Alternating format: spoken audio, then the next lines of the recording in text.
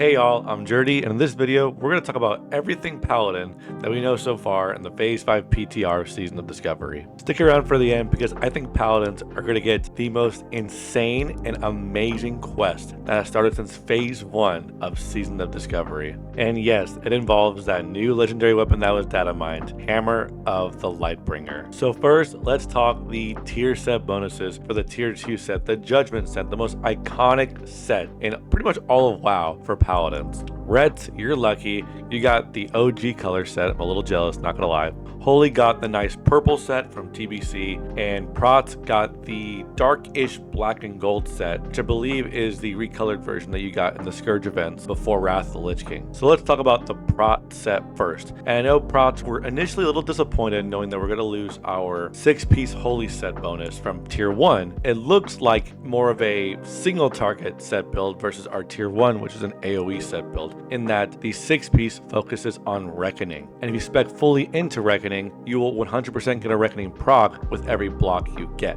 And then the 4-piece gives us a nice damage reduction by 10% when Holy Shield is active, and then the 2-piece increases our chance to block from Holy Shield by 10%. So it all kind of works together. We get more block, we get more reduced damage, and then we get more DPS with Reckoning resets with our 6-piece. Now, Reckoning in Classic does not work in the same way it did in TBC, where people say it's better. It doesn't give you an extra swing, it just resets your swing timer. But if you're getting a lot of blocks, you're going to get a lot of fast swings. That means one of two things. One, with more crit we have, we might be an Exo machine gun again. And two, it might put slow weapons as well as Thunder Fury back into the mix, because if we're getting instant swing resets, our slow weapon is going to feel like a fast weapon while doing more damage. The last thing it means is that Seal of Righteousness might be into play. There was, like I said, initial doom regarding this set, but I think it can be a sleeper banger if we execute it right.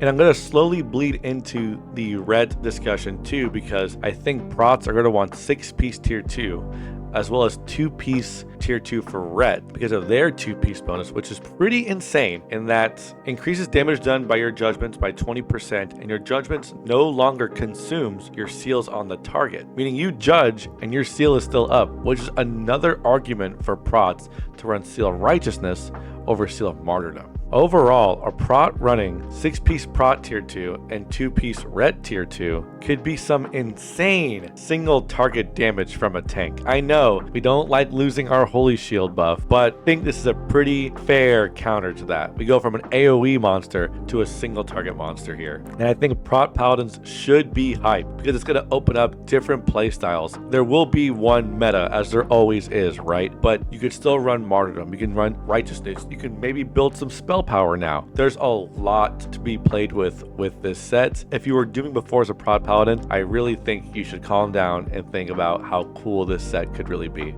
Let's talk about the Ret 6-piece now. I mentioned earlier the Ret 2-piece where your judgment damage is increased by 20% and your seal no longer gets consumed when you judge. That alone in a 2-piece is pretty nutty, right? So the 4-piece, the cooldown on your judgment is instantly reset if used on a different seal than your last judgment. Sounds like seal twist play to me, right? You know, we can 2-way twist in SoD versus 1-way twisting in TBC. So maybe you have Martyrdom up on your twist and you judge Martyrdom, and then you have Command up next time. That's where this comes into play. And then the 6-piece, your judgment grants 1% increase holy damage for 8 seconds, stacking up to 5 times. That works with the 4-piece, right? You're going to have faster judgments to get that 5% increase holy damage. Overall, though, a really strong set for both twisters and for excellent fast weapon enjoyers. I think Rets are going to like this more, especially traditional seal twisting Rets, because they don't have the whole 6-second window that tier 1 had. Overall, it's still a win for Ret Paladins. And I saved the best for last because the Holy set looks freaking sick, and I have mentioned this all the way back in my Phase 2 predictions video in January about how I think Holy Paladin should be in SoD. They want to see more of a cleric build, like a hybrid build, a battle healer build. How it'd be cool if we were this battle healer,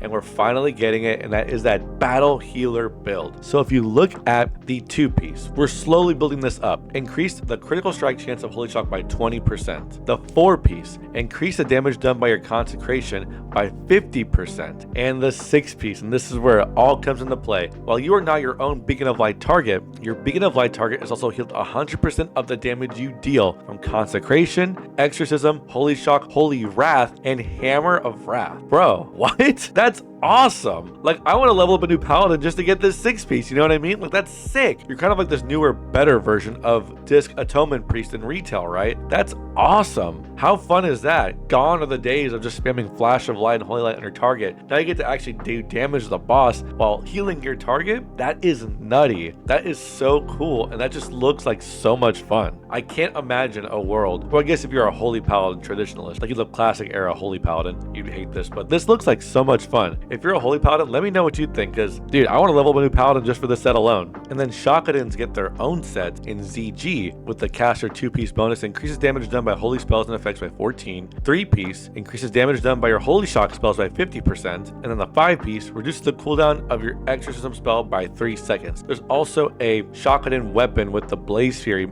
unique equip text on it that I mentioned in my last video. Overall, this is just really cool for all 4 playstyles of Paladin, and I'm really excited to get to test these out next phase. And remember, if you don't like this versus your last tier set, you can just use the Core Forge set that makes your tier 2 have the tier 1 set bonus. So you can still rock the iconic Judgment look, but still have the tier 1 set bonus if you like that one more. So now that we're done with the tier set conversation, let's go on to this huge win for Paladins. We are getting Horn of Lordaeron back, which is a huge win not only for Paladins, but for the Alliance as well in PvE. This gives us that equivalent to the Horde totems that we don't have access to. This does not stack with Might though, but we will always go to Horn of Lordaeron instead. And the best part is, it's a book now, not a rune. So every Paladin is going to have access to this buff.